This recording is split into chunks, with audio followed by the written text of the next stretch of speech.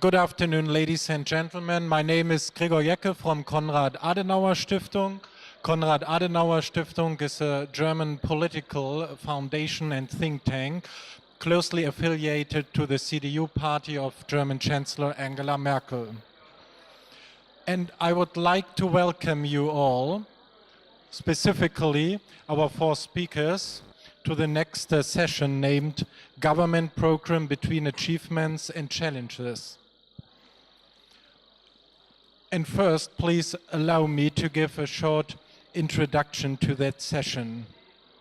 There is no denying the fact the list of tasks for Prime Minister Abdul Mahdi and the ministers in the cabinet is a long one. In addition to stabilizing Iraq after the brutal conflict with the Islamic State and implementing a viable reform to the security sector, the new Iraqi government has to address the difficult socio-economic situation in the country and carefully balance Iraq's position in regional and international affairs. Therefore, this panel will address the performance of the new Iraqi government since its inauguration in October last year and discuss the way forward for Iraq. We will hear 4 inputs, and after that we will have enough time to open the floor for questions to the audience. So I would like to begin with input number 1, which will focus on the perspectives from abroad.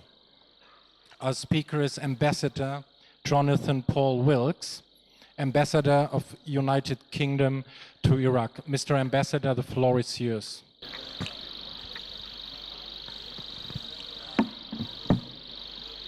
شكرا جزيلا. وانا سالتهم لما انا وصلت في الملتقى اللي انا كنت مشغول اليوم هل اتكلم بالعربي وبالانجليزي؟ قالوا على كيف. فالمشكله الحنجره توجعني شويه صوتي ضعيف. انا دائما استخدم كلمات اخرى بالعربي في المقارنه معي، لذلك انا اقدم الملاحظات بالانجليزي لكن انا جاهز للنقاش بالعربي مع بعض. So thank you very much for this opportunity to say a few words on this very important subject. I think it's one of the most challenging issues facing the government of Iraq today. And we know with the statements in that interview of President Trump why this challenge can sometimes get worse overnight or day by day, and sometimes of course it can get easier in other ways. But I think the answer to the question of can Iraq play a positive regional and international role is yes, most certainly it can. Does it have the credibility to do so? I think it does, for 2 reasons. One is the current leadership, I think, has credibility. The Prime Minister, the President, the Foreign Minister, a number of other very senior personalities who are well known in the region and internationally and have already, as we know, through their international engagement, have changed for the positive the role and influence of Iraq in the region and the world. So Iraq is back, that is absolutely clear. But the challenges are enormous. So there is a question. This is a difficult task. This is not a straightforward task. I think, by the way, there's one other reason why Iraq is credible in doing this, because after the war of 2003 and all that followed, Iraq did not explode out into the region, more it collapsed inwards. And that was very different to Syria, for instance, the conflict started in 2011. Now we could spend a long time why there were those differences, but one of it is geography. And therefore I think there is a credibility that comes from the fact that Iraq, now as it rebuilds, is unlikely to threaten its neighbours. And therefore, when you have credible leadership, they can build a foreign policy that people can see and believe in.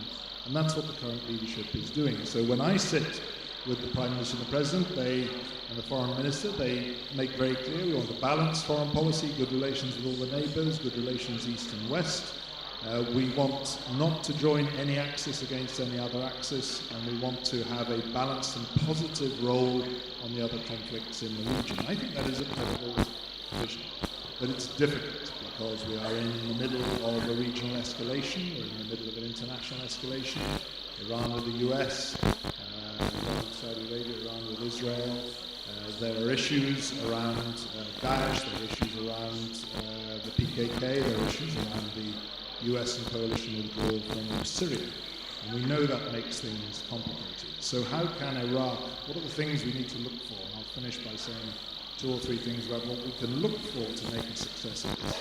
I think the single most important thing is Iraq's internal cohesion allows the government to define the national interest and communicate it convincingly. Iraq divides internally, different components have different policy positions and say different things that weakens Iraq. Second thing is, I think Iraq, once it's defined the national interest, has to be clear with everybody about the conditions for partnership with Iraq. The respect for sovereignty and independence must be more than just a diplomatic form of words. It has to mean that for Iraq to have a partnership, certain things must be respected, certain red lines. I feel happy on behalf of the UK to say we can do that in everything we do in the country now. But there are other countries that are not yet in that position, neighbouring countries and some of the big powers in the world. But I think without doing that, Iraq always risks misunderstandings, a crisis that arises not because Iraq wants it, not necessarily because any other country wants it. And this is the third thing. Right now, my analysis, the UK's analysis, is no country in the region or big power of the world wants chaos or a crisis in Iraq. This is an important thing. Some may think otherwise, but that is our analysis. And we think, therefore, the risks can be managed as long as the national interest is clearly defined. That means the components of Iraq, Iraqi society, holds together. And a positive cycle could arise whereby the advantages Iraq gains through having a strong foreign policy, through being a player in the region and the world, actually builds on a national spirit and an Iraqi identity. Of course, the opposite is true. If the internal front is divided, interventions continue, then it's very difficult for Iraq to build that credibility. So I think there is a real possibility. The credibility can be built because it's so difficult. If Iraq passes this test, I think we will really see it as a major force for stability in the region. The UK will do everything it can to help with that, using our other relationships in the region, but also to try and make sure the home front remains united, not divided. I last worked in Iraq 10 years ago. I can see that the national spirit is greater and the sectarian spirit is less. So I don't feel that this is an impossible challenge, and I wish Iraq very well in the months to come. Thank you. Thank you, Mr. Ambassador, for your input on the perspectives from abroad. I would like to continue and focus on the impact on Iraq's society and political environment. The speaker is Dr. Harith Hassan, Senior Fellow at Carnegie Middle East. The floor is yours.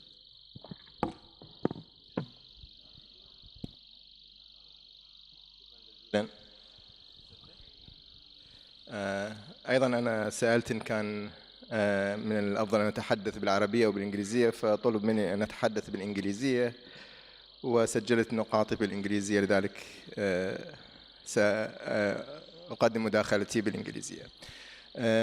I will focus on the chances of success for the current government and some dynamics that are related to the state-society relations and the protest movements.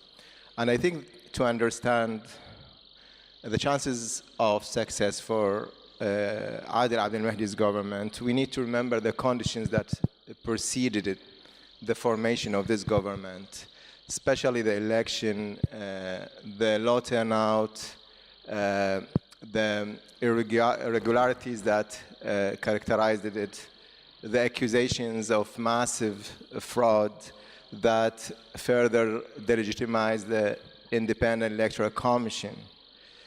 And all these have deepened the legitimacy crisis of the current political order, which led many observers, including Iraqi officials and members of the dominant factions, to argue that this government is the last chance to restore the public trust in the political process and in the dominant factions.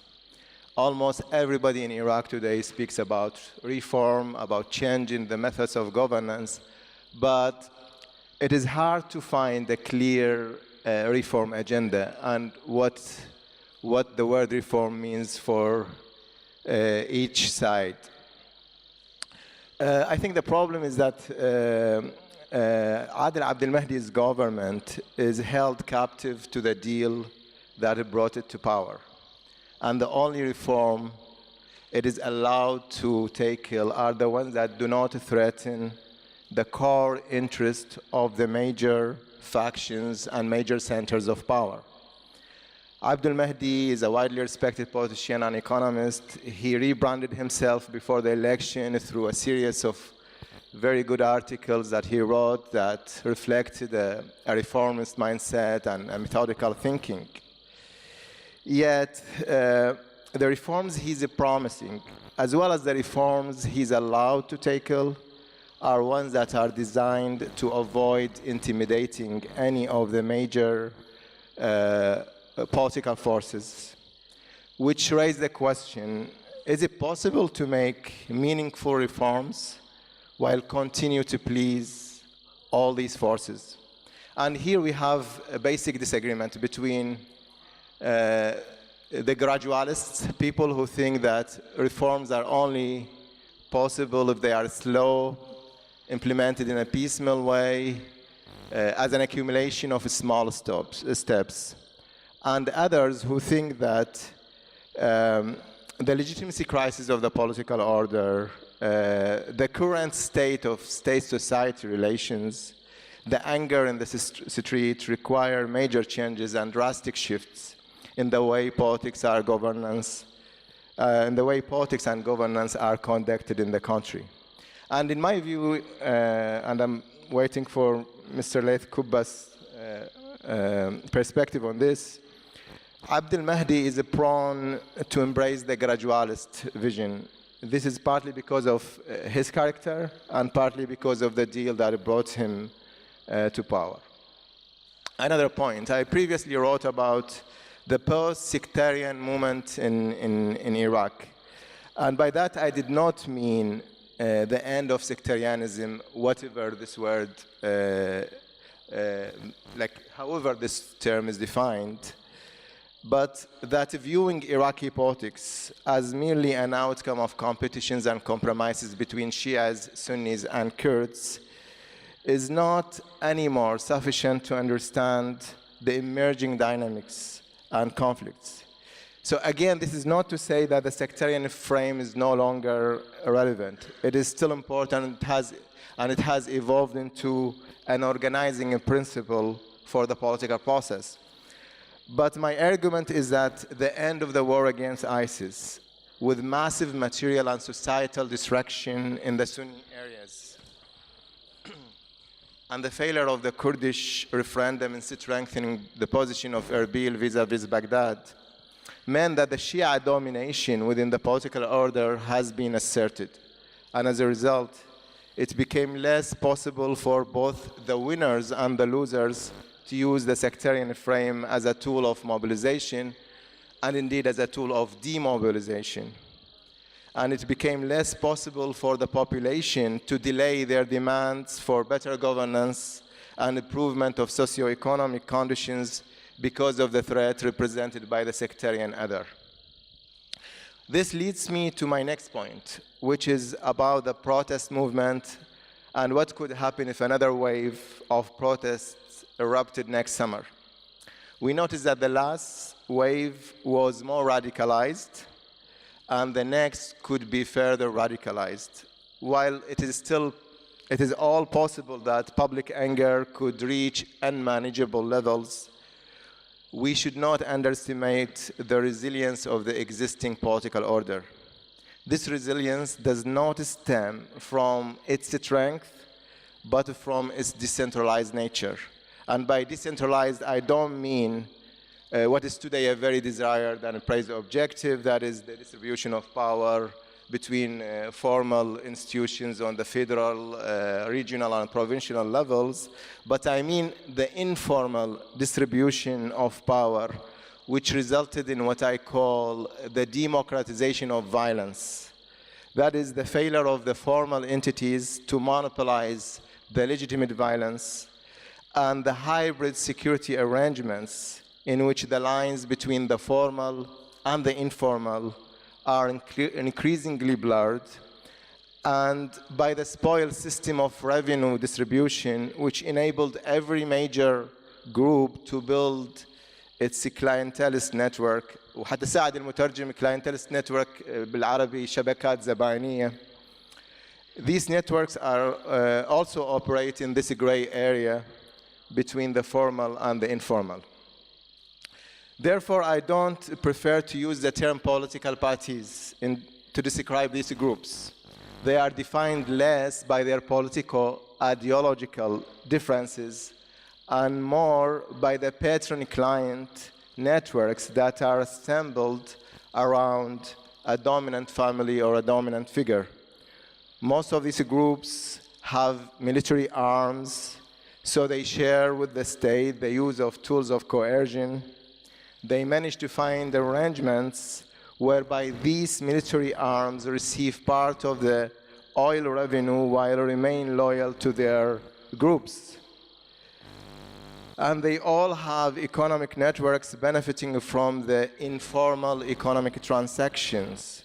Therefore, I also hesitate to use the term regime in Iraq, because the word regime entails the existence of a core center of power. And this is not the case yet in Iraq. Also, I don't prefer to use traditional characterizations such as transitional, democratic, or authoritarian, and prefer the term neo-patrimonial in describing the nature of political order. This neo-patrimonialism, in my view, is both the reason why the state is weak and failing, and at the same time, it is the reason why the current order can survive. The dominant groups are able to mobilize their clientelist networks and their military arms to defend the status quo and co-opt part of the protest movement, often by promising jobs in the public sector. I want also to focus on the public sector and in general the earners of public benefits, including retirees and those who take regular compensations from the government. This is a segment of society that exceeds 5 million. Each one provides for about 3 to 5 dependents, which means that about 20 million were benefiting directly or indirectly from these salaries and compensations. This sector of population tends to be less politically active and less interested in revolutions. This partly explains why Baghdad, which includes the highest number of state employees, did not actively join the protest movement last summer, in addition to the fact that the Sadrists were also concerned about those protests and did not fully embrace them. As an Iraqi economist described them to me, state employees are the biggest lobby in Iraq today, and they tend to be a force that resists change, especially if this change implies reductions of their benefits. The problem here is, while providing salaries and compensations is perhaps a tool to distribute the revenue and provide the basic needs for a large segment of society, it is an unsustainable tool, especially with the plummeting of oil prices and the demographic inflation. Sooner or later, there will be a gap widening between those who were lucky to get lifetime monthly salaries and compensations and those who could not. If the number of those on the losing side continue to grow, with less and less young people able to get jobs in the public sector, with the difficult situation of the private sector, the societal polarization will deepen and there will be more chance for the evolution of the protest movement and a further radicalization of its actions. In this case, I think there will be two options. The first option is that the dominant factions, under the pressure of the street, accept more opening and drastic reforms in the system, such as a more representative electoral system, no electoral fraud, more serious anti-corruption measures. Or the second option, which is probably the most likely, these factions will become more coercive, increasingly resort to tools of oppression and even assassinations, plus selective co-option. And in such case, we can start talking about a regime because coercion requires more centralization of the use of violence. So finally, my final point is that I don't think the current method of dealing with unemployment and youth grievances by opening jobs in the public sector is going to work in the long term, or is it even sustainable? But also, as a way to end with a positive note, I would say that there is the only hope for Iraq is an effective management of the declining resources and more investments, especially foreign investment, which also requires effective management. Thank you. Thank you, Dr. Hassan. It's always good to end with a hope and a positive outlook. So I do believe that especially the question how the Iraqi population does see the performance of the government might be discussed later on when we open the floor to the audience, because that's a very important aspect. But first I would like to continue with Mr. Laith Kubar, advisor to the Iraqi Prime Minister, and he will focus his input on the government's perspective. Mr. Kubar, the floor is yours. Thank you, and with your permission, I'd like to talk in Arabic, and whenever you feel like I can speak in English. السلام عليكم جميعا ورحمة الله. يسرني طبعا أن أكون معكم تهانينا لمنظمي هذا المؤتمر الرائع. في البداية أحب أقول أن الملاحظات اللي أذكرها هي طبعا ملاحظاتي الشخصية، رغم أنا مستشار لرئيس الوزراء، وهذا يعطيني فرصة أن دائما أقول آرائي، وهي لا تمثل بالضرورة طبعا آراء الحكومة أو مواقف السيد رئيس الوزراء. النقطة الثانية اللي أحب أتحدث عنها على البرنامج الحكومي، أن خلال الأشهر الأخيرة ال8 أو ال9 أشهر الأخيرة عملت مع مجموعة زملاء، أجرينا لقاءات مع مئات من المسؤولين الحاليين أو السابقين، التقينا بعشرات من الجمعيات والمنظمات والخبراء في محاولة لمساعدة الحكومة وضع برنامج حكومي. بدأنا في بداية العام الماضي، وطبعا مع تشكيل الحكومة قمنا بالعمل مع الأمانة العامة في صياغة البرنامج الحكومي. أحب أحكي لكم قصة البرنامج الحكومي لأنه يكثر الحديث عنه، وحتى تكون عندكم صورة حقيقية صادقة عن ما يجري. يكاد يكون هناك إجماع 99% من العراقيين قادرين على أن يصفون مشاكلهم. يقول لك إحنا نعاني بالقطاعات التالية ومختلفة كل القطاعات، وماكو متعصى على أحد يضرب لك أمثلة على ليش أكو مشاكل حقيقية موجودة في حياتهم. وأغلب الناس يقول لك سبب هذه المشاكل هو ضعف الحكومة، وضعف الحكومة مرة أخرى أغلب المحللين يحددون أسبابه، تتعلق بالمحاصصة، تتعلق بفترة الحصار، تتعلق بالثقافة اللي موجودة إلى آخره. أكو تحليل ليش الحكومة ضعيفة، ويمكن الأكثر من هذا المحللين يرجعون يقولوا لك ليش الدولة ضعيفة، مو بس الحكومة. الحكومة ضعيفة يمكن لأن النظام الانتخابي مالتها اعتمد على التمثيل النسبي لأسباب كثيرة، يحلل لك ليش النظام ضعيف، ليش الحكومة ضعيفة، ليش الدولة ضعيفة. لكن ماكو واحد يسلط الضوء ليش مدى تصير عملية تصحيح بالتراكم والتعلم، لأن هذه تحصل في كل البلدان. من يطبق برنامج أو تجري محاولات، يمكن المحاولة الأولى ما تضبط أو الثانية ما تضبط، بالثالثة تضبط. ليش مدى تصير عملية تصحيحية تراكمية كما هو مألوف؟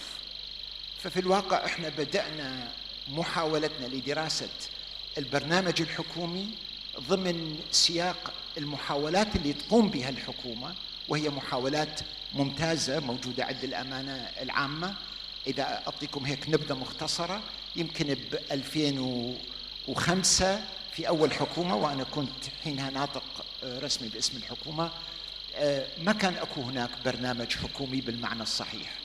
من 2006 إلى 2010 كانت هناك قائمة تمنيات ووعود عامة تطلق بالحملات الانتخابية، لكن لم يكن هناك برنامج.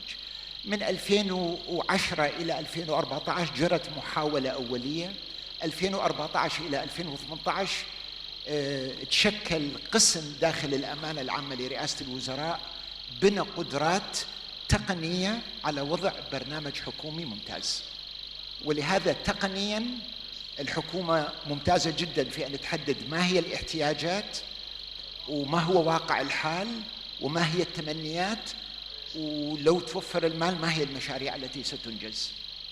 لكن كيف هذا راح يتحول إلى واقع ويتغير، كيف هذا البرنامج الذي يوضع تقنياً هو صحيح كيف ينفذ، ما بذلت جهود حقيقية للإجابة على هذا السؤال أو لمحاولة علاجه. لهذا احنا من اشتغلنا وجدنا هناك إجماع على أن نريد اقتصادنا يتحول من ريعي استهلاكي إلى اقتصاد إنتاجي. وجدنا هناك إجماع في التركيز على جيل الشباب وتنشئتهم والتعليم. وجدنا هناك إجماع على تعزيز اللحمة الوطنية، إجماع يكاد يكون عند الكل عليه.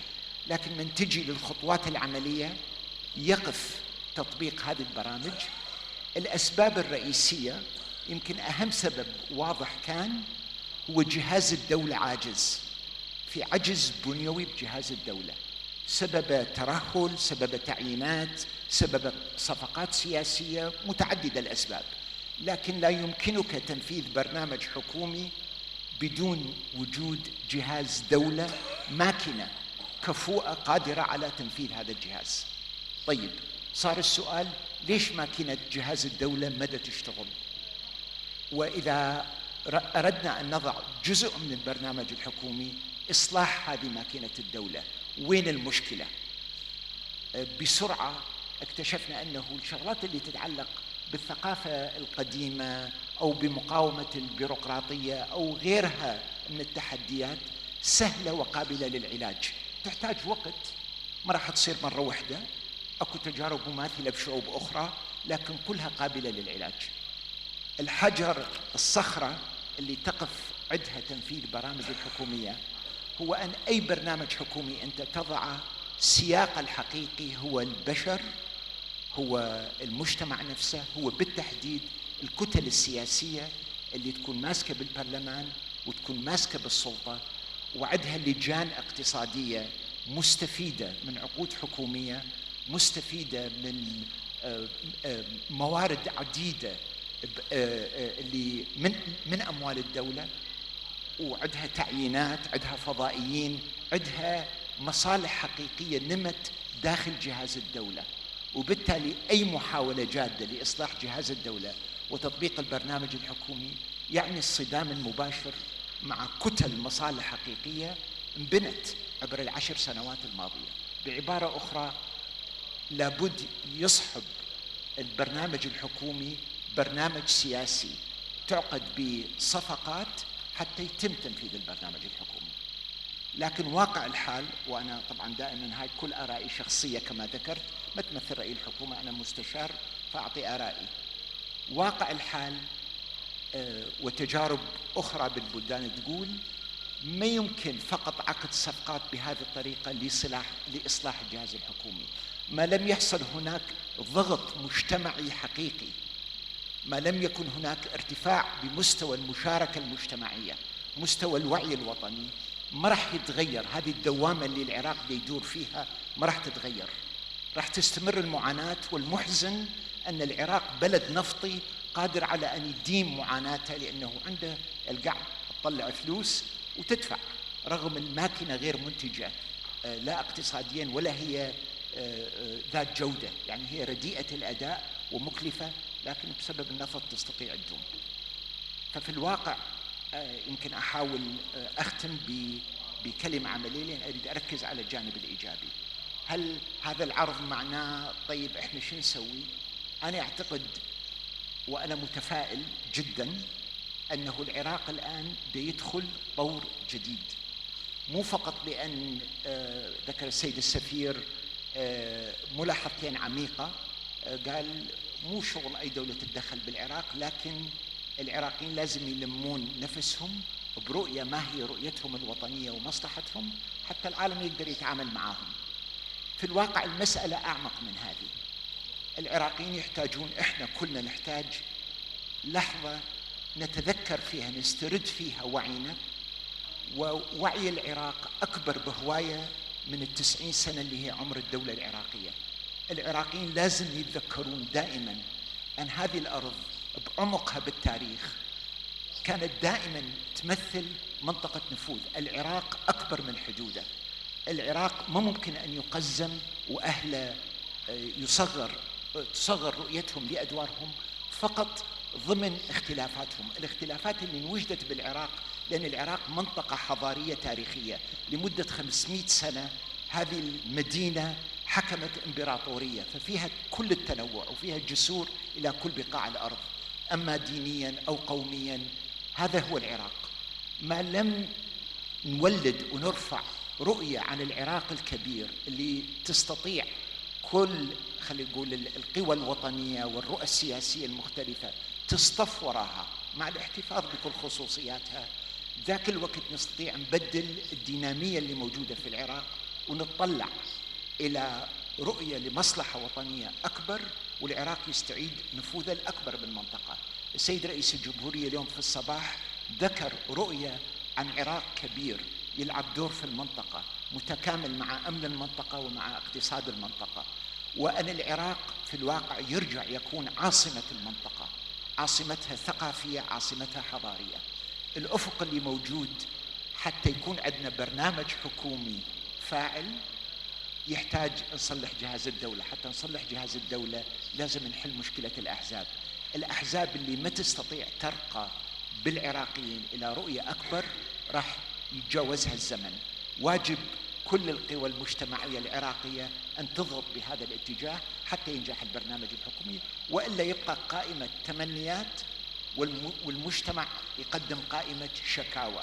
ما لم يكن هناك قائمة أفعال ما راح يحصل تغيير حقيقي في الدينامية اللي تجري في البلد. أتصور أوقفت ب10 دقائق. شكرا. Thank you, Mr. Kuba, for your valuable input.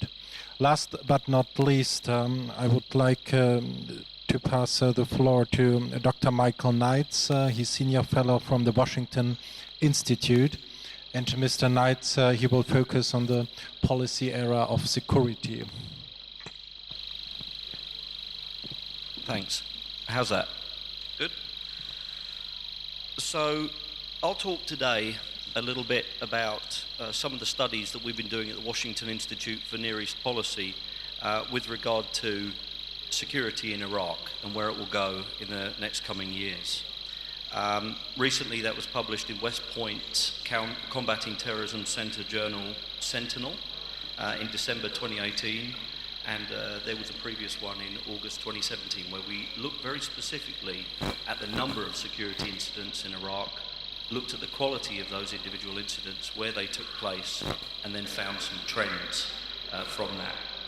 We also did some very in-depth research with the Bayan Center here in Baghdad about the future of Iraq's security forces and how they will transition to counterinsurgency after Daesh lost control of the cities.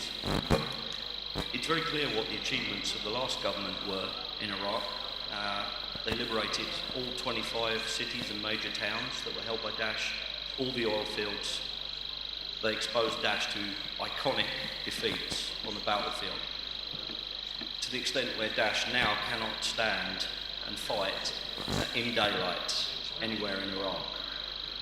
I think the last administration here, the Abadi government, also restored faith in the Iraqi security forces, in the quality of Iraqi generalship, in the US-Iraq security relationship, and also in the role of Prime Minister as Commander-in-Chief of Iraq's forces. This government is only at the beginning of its security responsibilities, but it's already achieved one thing, which is to hold ISIS, Daesh, as a weak insurgency in a range of Iraqi provinces. Our analysis indicates that in 2018, in Anbar province, there were only 9.1 incidents per month, attacks per month by Daesh, versus 60.6 attacks per month in 2017. In Salahadin, there were 14.2 attacks by Daesh per month in 2018, versus 84 per month in 2017. In Baghdad, there were 29.5 attacks per month in 2018 versus 67.3 attacks per month in 2017, which is a historic low. And as you well know, security incidents, violence in Baghdad is at a historic low in the post-2003 period. And even in a place like Diyala, violence dropped pretty significantly from, there were 79.6 attacks per month in 2017, and that had dropped down to 26.2 attacks per month in 2018. So Daesh is not managing to come back in many of the key provinces now that it's switched to insurgency. It has weak insurgencies in those areas. The ISIS operational tempo is actually at a historic low. And operational tempo is a phrase meaning how many attacks do they mount, how much activity are they undertaking. Right now, the Daesh activity on the ground in terms of attacks is about 26% of the 2017 level. So that's a three-quarter drop, 74% drop in attacks versus last year, or versus 2017. They're also at about 24% of the 2013 levels. So, you know, we're really back down to a very low level.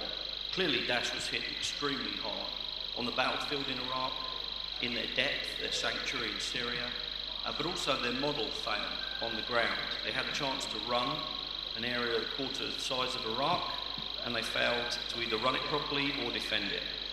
And that means that they have a lot less support all across Iraq. I think it's fair to say that right now, one of the good sides of security in Iraq is popular involvement in insurgency in Iraq has never been lower than it is right now. The number of people involved in insurgency in Iraq is probably at a record low, at least since maybe 2004 onwards. And what are the challenges going forward? One of them is transitioning to counterinsurgency. The Iraqi military got very good at clearing large cities and fighting Daesh out of those areas. But transitioning to counterinsurgency is much harder. It means working with local populations.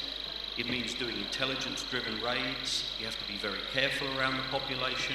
You do not want to create more Daesh recruits than the number of Daesh fighters that you capture or kill. It's very easy being an insurgent. They transition to insurgency very quickly. The Iraqi security forces have to transition to counterinsurgency, but it will be slower. This means that there is a time lag, and we're in that time lag right now, when Daesh have turned to insurgents faster than the Iraqi security forces can turn into counterinsurgents.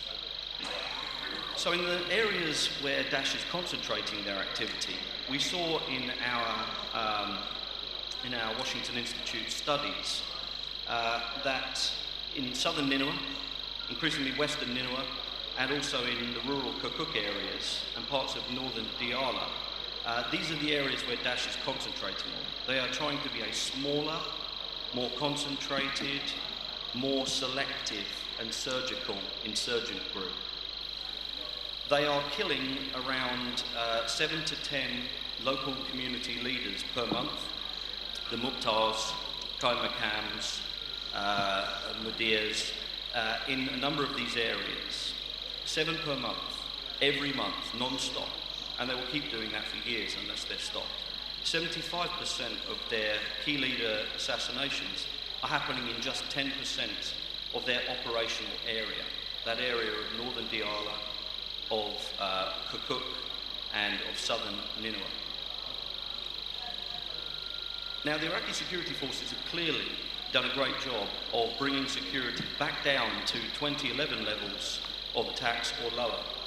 But one of the challenges going forward is that better is not good.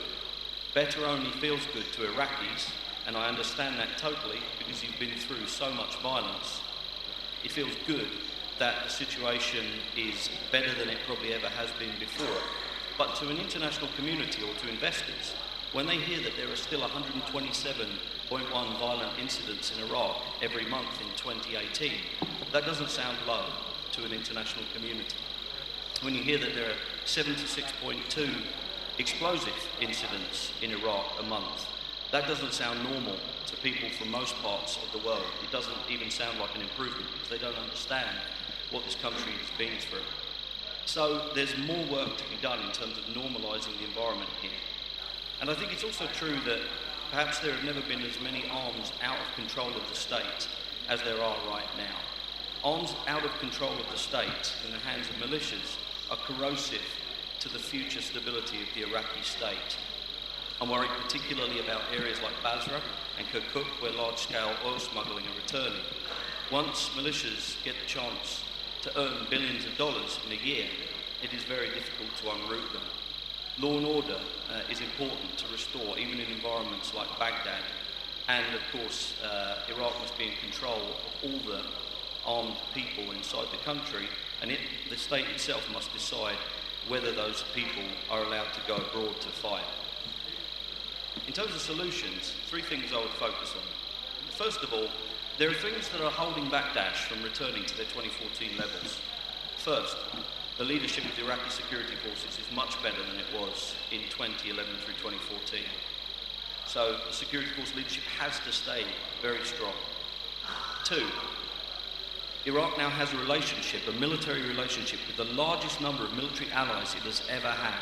It now has the majority of the G20 states, the most important states in the world, providing support through the combined joint task force effort here.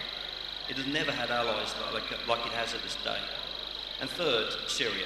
One of the reasons things have got better in Iraq is because they got better in Syria. We all need to work together to make sure that Syria does not destabilise again. Iraq needs to make its forces the right size, which I think means bigger. We need more recruitment to the security forces. Iraq needs to train them in counterinsurgency, in night fighting, in rule of law, and to fight organised crime, which is how Daesh always comes back. And finally, we need to remain one team. This means the Iraqi army, the counter-terrorism service, the federal police, the border enforcement, the intelligence, the police, the popular mobilisation forces, the Iraqi people, combined joint task force, Iran, Syria, Turkey, everyone working together to stabilise Iraq. Thank you.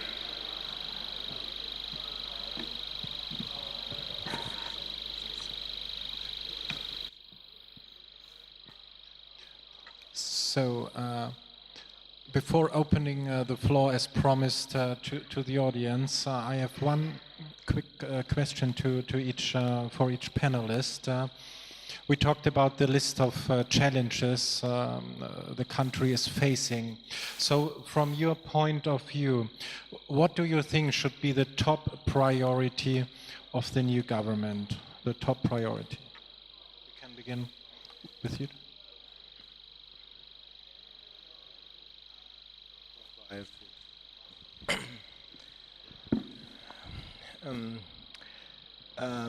As I argued that the idea that it is possible to make small reforms without tackling more challenging issues is not well established, and I think there has to be a combination of of institutional, political, and economic reforms that are taken seriously with clear support from the political forces. Obviously, as I said, with the last election showed further delegitimization of the political process. There is low turnout, there are irregularities, there's low trust of the political process. So you need to start from now to talk about a new electoral system and more efficient way to secure an election that is free and fair, and opening the system to newcomers, because those factions, every season they change their names, they make some slight changes in their alliances, but they manage to use the electioneering and the electoral process to reproduce their domination, whether in the central government, on the provincial level, or even in Kurdistan. So there is a need to rethink the way that the election is conducted. And to start talking about that now, rather than waiting for the last few months before the election. Secondly, you need also to work more effectively on reforming the political parties. You cannot continue having political parties with military arms. You cannot continue pretending that those political parties are formal entities that are represented in the parliament and the government, and at the same time they are able to contest the state, its monopoly of legitimate violence. So you need to tackle this more seriously. And those reformations are very essential to make reformations on the socio-economic aspect. I think one issue that nobody is talking about in Iraq is the family planning. It is a kind of sensitive issue, but we are talking about society that is expected to become 50 million by the 30s, with the decline of oil resources, with the climate change, with the decline of water resources. We should expect huge problems coming, and we should be able to proactively dealing with those problems. I will stop here. Thank you. Mr. Knights, top priority of the new government. Well, usually I talk about security, but I'm not going to talk about that because you didn't ask specifically about top security priorities. I think for me, one of the things the government could do quickly and will be very useful is to prevent the cabinet from being ripped apart through impeachments. I think that it would be useful if the government started to work on a way of making impeachments less easy to undertake, to allow the ministers to do their job and to get settled in their ministries, and to be given a period of time in which they should be able to work without fear of impeachment, without the uncertainty that will hang over their heads as a result of that process, and slow down the actions of their ministries. So it could be about making it more difficult to actually call for an impeachment, or it could be some kind of political agreement between the blocs that says there will be no impeachments except by a unanimous decision of the cabinet within the first 2 years of the government, something along those lines. Thank you. Mr. Kuba, please. في 4 أتصور إجراءات هي تشكل الأولوية اللي يجب أن تعمل عليها الحكومة، وهذه ال4 مترابطة. أولاً هناك إجراءات السنة الأولى يجب أن يشعر المواطن بإنجازات حتى يستعيد ثقته بالعملية السياسية وبالنظام، فيجب أن تركز الحكومة على أن تقدم نتائج ملموسة بالسنة الأولى، وهذا ممكن في مشاريع محددة لذلك. رقم 2، الحكومة يجب أن توظف الرياح الدولية التي تهب لصالح العراق حتى يستعين بها العراق في تطبيق برنامج الحكومي والنهوض بحاله. رقم 2. رقم 3، لابد من عقد سلطة مع القوى الرئيسية اللي يقوم على أساس أن هذه الكتل تقبل بتقليص مصالحها من أجل المصلحة الأكبر للبلد، فلا بد أن يكون هناك برنامج السلطة. وطبعا الموضوع الأخير هو تحريك الاقتصاد، وتحريك الاقتصاد ممكن يحصل كما ذكرت باستثمارات كبرى أو بتوجه الدولة. هذه 4 يجب أن تصير بالتوازي وبالتلازم مع بعض البعض. Mr. Ambassador, please. شكرا. أنا أتكلم بالعربي لأن أنا واضح جدا في تحليلي أنه أكبر تحدي أمام الحكومة بالتأكيد الفرق الكبير وأكثر خطورة بين طموحات المواطنين والشعب وأداء السلطات والمؤسسات للدولة. وكما سمعنا في هذه الجلسة والجلسات السابقة يعني أكو تحديات كثيرة فيما يخص إصلاح هذه المؤسسات، لكن الحل العاجل والسريع ومن الممكن أنه نبدأ الآن لتحريك هذه العجلة هو الانسحاب والإفساح المجال للقطاع الخاص. نعرف أنه فرص عمل، خلق فرص عمل وتوفير خدمات للمواطنين هذا يحتاج المشاركة للقطاع الخاص المحلي والإقليمي والدولي، وهذا يقتضي انسحاب الدولة والحكومة من بعض المجالات. الإصلاح دائما يكون صعب بسبب المصالح الشخصية الموجودة الآن، لكن الانسحاب أسهل لكن بيأخذ أو يقتضي إرادة سياسية. فأنا واضح في كل هذا ونطلب من الحكومة خطة واضحة والسريعة لإفساح المجال للقطاع الخاص.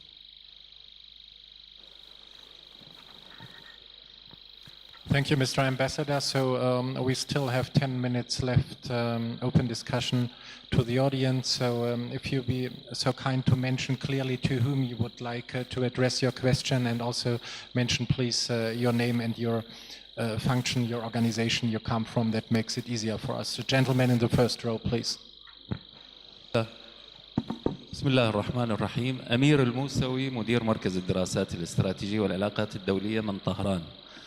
في الحقيقة هناك نقاط أساسية بصورة سريعة نطرحها. النقطة الأولى، بما أن العراق نجح في تحرير أراضيه من الإرهاب من خلال القوات المسلحة بكل أشكالها وقيادته السياسية الموحدة، أعتقد أنه يستطيع، وكذلك بعد التفاهم السياسي المميز الذي شاهدناه في العراق بتشكيل الحكومة والرئاسات الثلاثة والتفاهم السياسي بين الأحزاب والتيارات السياسية وكذلك مباركة المرجعية العليا والدعم الشعبي لهذا التوجه، هذه كلها تدل على أن العراق بدأ يتعافى أمنيا وسياسيا بصورة مميزة.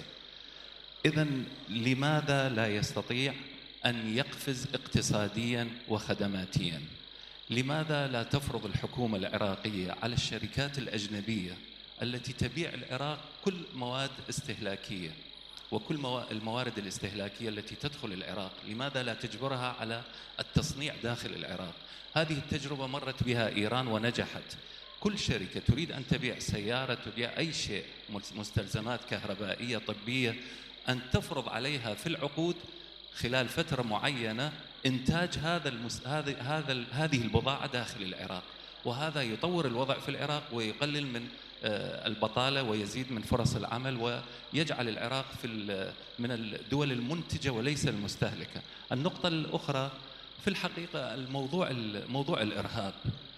نحن الآن نشاهد والتقارير الأمنية كلها تؤكد الإرهابيين، الجيوب الإرهابية الموجودة لداعش اليوم ملجأها القوات الأجنبية. يعني عندما تقوم بعملية إرهابية كما حصل يوم أمس في مدينة بلد في طريق سامراء، نرى الإرهابيين يتجهون نحو الغرب. إذن القواعد العسكرية الأجنبية هي ملجأ الإرهابيين. لا بد من النظر في هذا الأمر، ونتمنى من الولايات المتحدة الأمريكية والدول الأخرى أن يكونوا أصدقاء حقيقيين للعراق، وأن يسهلوا أمر استتباب الأمر واستتباب الأمن، وأن لا يزيد الطين بلة. ما دامت القوات الأجنبية موجودة، أنا أعتقد أن الإرهاب لا يمكن حله وإنهاءه، لأن الجيش العراقي والقوات الحشد الشعبي والقوات الأمنية قادرة على تطهير الأرض العراقية كلها من وجود هذا الدنس الإرهابي من دون وجود القوات الأجنبية في العراق. وشكرا.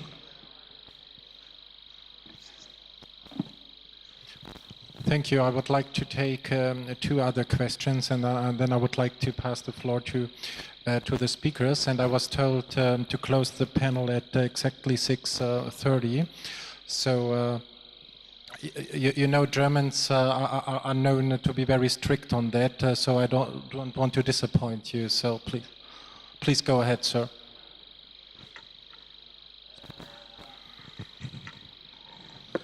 سبحان الملكيات، عضو مجلس محافظة صلاح الدين، رئيس لجنة السياسات العامة.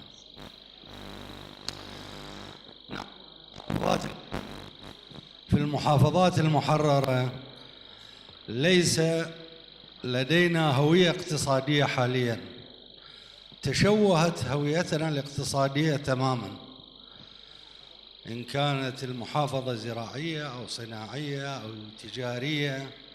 اليوم وبعد 5 سنوات من التوقف تشوهت هذه الهوية بشكل كبير. محافظة قد يكون نفوسها 1.5 مليون، في 120-150 ألف موظف، والباقين يعني مشوه عملهم كله على الشيء اللي يحصل باليد، إن كان عمل إن كان عموما. فليس بإمكاننا الصيام عدة سنوات بانتظار الاستثمار. نبحث عن حلول سريعة، نبحث عن حلول تعالج مشكلة قد تتفجر بعد 1 أو 2 سنين. شكرا جزيلا.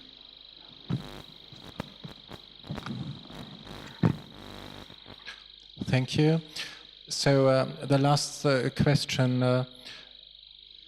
I would like to stick to the gender equality. So if there is a lady having a question, it's her chance now. بسم الله الرحمن الرحيم. Okay, as far that's not the case, so the next question, last question, sir, here in the middle row. Few questions. Okay, please. 1 minute. Thank you very much. أنا الدكتور محمد السلمي من المعهد الدولي للدراسات الإيرانية في السعودية.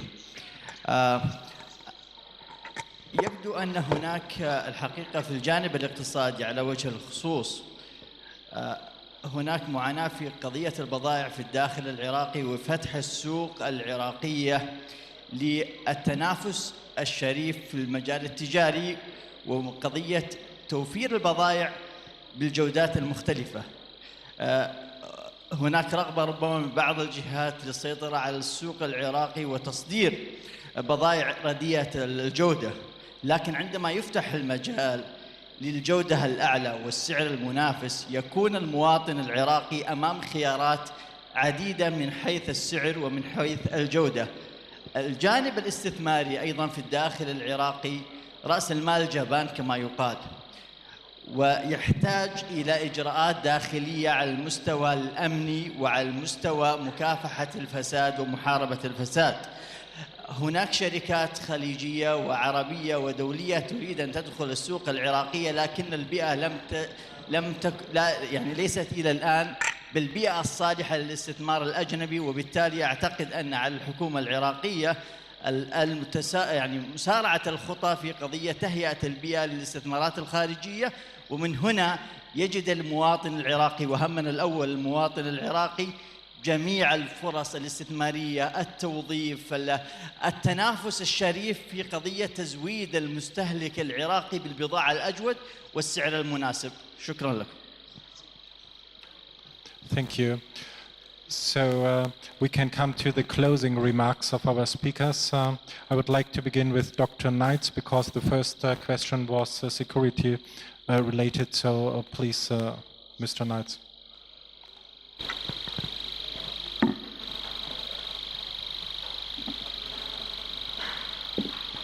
I think it's very important, as I said, in the future that Iraq avails itself of all of the security cooperation that is being offered to it. And it would be foolish to turn its back on some of the best allies around the world that have ever been aligned with Iraq. And we're talking about countries such as Canada, France, Italy, the Scandinavian countries, UK, United States, the largest coalition to ever have supported Iraq. And with that military coalition comes a guaranteed annual visit to Iraq by the defence ministers of each one of those G20 countries and others, and often the foreign minister of those countries as well. Those countries, because they have security assistance on the ground here in Iraq, are much more interested in Iraq's future. They want to ensure that Iraq remains economically stable, as well as stable from a security perspective. So I think Iraq currently has the best range of allies it's ever had in its history, and that everything should be done to protect that.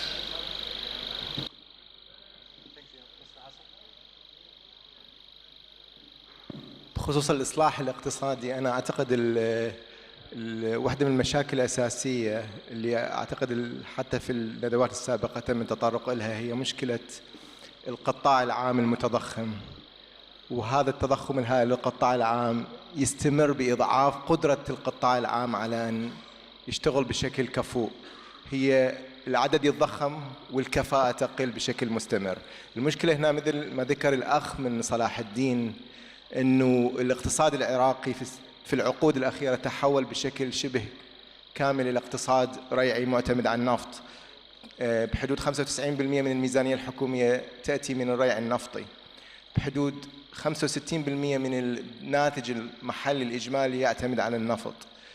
بالتالي أصبحت الخلقة الدينامية اقتصادية أنه هناك تسابق للحصول على العائد النفطي، والتعيين في القطاع العام هو أحد سبل الحصول على العائد النفطي. يعني التعيين في العراق لا يحدث بسبب الحاجة إليه أو بسبب الكفاءة، هو مجرد وسيلة لتغطية جزء من البطالة الموجودة.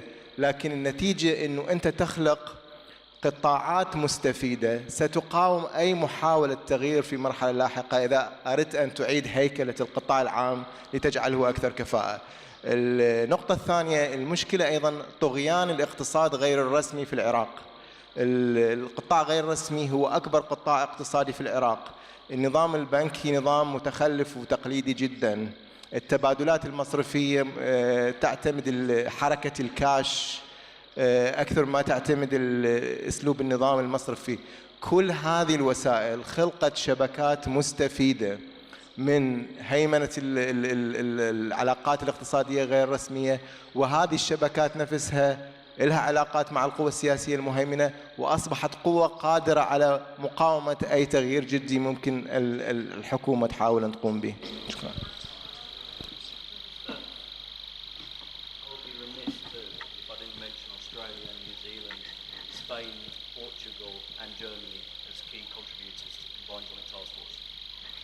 Thank you. Mr. Kuba, please. أيضا على جانب الاقتصاد، العراق يكاد يكون الآن أرض من ذهب لرواد الأعمال، لأنه بلد كبير 40 مليون، قرابة 40 مليون نسمة، غني بموارده، مليء بالاحتياجات، ويتطلع في طاقة شبابية هائلة تتطلع إلى حياة.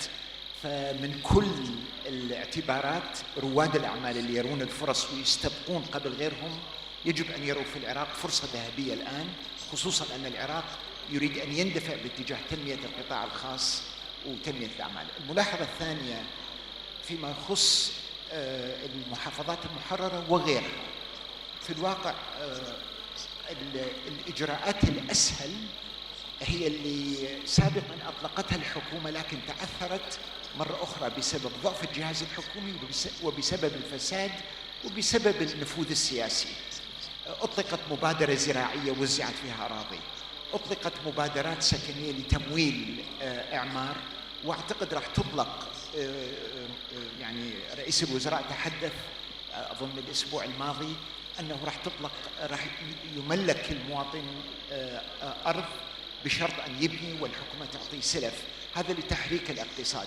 طبعا هذا ما يعالج استراتيجيا ما ذكرت عن وضع المحافظة، وأكو تحديات أخرى ما يسع الوقت للحديث عنها بتفصيل الآن، لكن هاي جزء من التحديات اللي تواجه الحكومة. الملاحظة الرئيسية اللي أنا حاولت أنقلها بكلمتي، يجب أن يكون هناك حضور وتفاعل مجتمعي قوي، مشاركة مجتمعية لبلورة البرنامج الحكومي ودعم تطبيقه. يعني بالمحافظات كل القطاعات يجب أن يكون هناك حضور قوي، مو اتكال على الدولة أن هي تسوي. لهذا يعني واحدة من الرسائل اللي توصلها اليوم على أهمية الحضور والتفاعل المجتمعي، لأن هذا الطريق الوحيد المفتوح أمامنا. Thank you, Mr. Kuba. Mr. Ambassador, please. شكرا. أنا أعتقد دخلنا مرحلة جديدة في العملية السياسية بعد الانتخابات السنة الماضية وعلى وشك إكمال تشكيل الحكومة في بغداد. في رأيي الطبقة السياسية، النخبة السياسية الجديدة في البلد اكتملت، بمعنى كل القوات المسلحة في البلد وكل القوى السياسية في البلد غير داعش طبعا هم داخل النظام السياسي، وعندهم يعني توازن فيما يخص المصالح للأحزاب والكتل، وعندهم مسؤولية مشتركة لقيادة العملية السياسية في السنوات المقبلة. فأنا أعتقد المفتاح في أيديهم الطبقة السياسية. هم احترموا قواعد اللعبة إلى حد كبير خلال السنة الماضية، وشاهدنا إعادة توازن النظام السياسي بين أحزاب التي حكمت يعني خلال الفترة الماضية وكتل وأحزاب جديدة التي تحكم الآن. إذا هم يحترموا قواعد اللعبة من بينهم خلال هذه الفترة، وإذا هم يتحملوا المسؤولية لقيادة البلد بشكل مسؤول وأكثر فعالية على أساس الحفاظ على مصالحهم على المدى الطويل، فأنا أعتقد الإمكانيات والفرص تكون إيجابية جدا ومشجعة وواعدة. إذا هم يستمروا بس في التركيز على المصالح الشخصية، لا يتحمل المسؤولية لقيادة العملية السياسية أو لإدخال الإصلاحات التي كنا نتكلم عنها اليوم، طبعا أنا أتوقع انزلاق تدريجي أو قد يكون دراماتيكي، يعني بسبب عدم وجود يعني سلطة حقيقية في البلد. فنراهن عليهم الآن بعد إكمال الحكومة، ونشجع كل الأطراف لإكمال هذه العملية خلال الأشهر المقبلة للجلوس مع بعض باستخدام القنوات المختلفة الرسمية وغير رسمية لبلورة هذا الحوار الوطني الجدي على مستقبل البلد، مستقبل الشعب، مستقبل المصلحة الوطنية. ونتمنى التوفيق والنجاح لهم في هذا الصدد. شكرا. Thank you, Mr. Ambassador. I would like to close the panel. I would like to thank you all, thank the audience. Special thanks to the four speakers. I wish you good night, good evening. Shukran.